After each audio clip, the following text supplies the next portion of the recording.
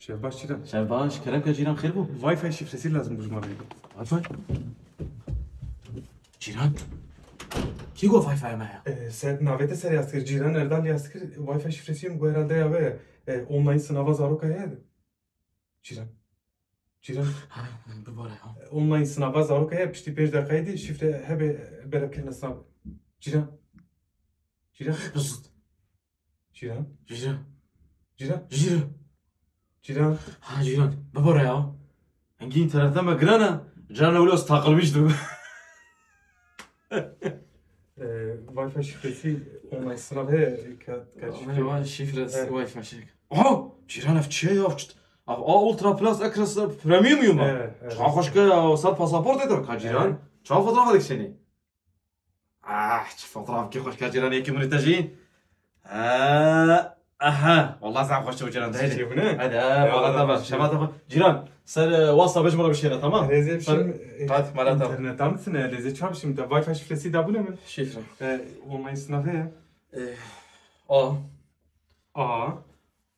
A. A. A.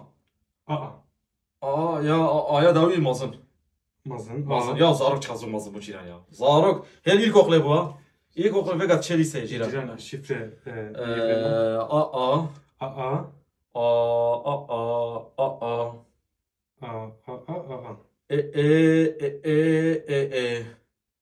B.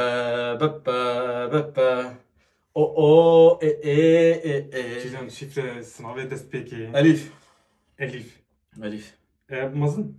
Elif بعرفكي ألف وباز بر أب جيم ودالز برجت أبجد Rast Cihan sınavı dest Bench.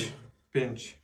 شش Şeş. نافي پیغمبری ما خوش أفق أما رمضانتي يا وكز نيفي بطماني روجي ناقر يا اشتر بيش بشيرا Cihan rast le sınavı dest peki. Şifre de bu ne? سي S. سي S.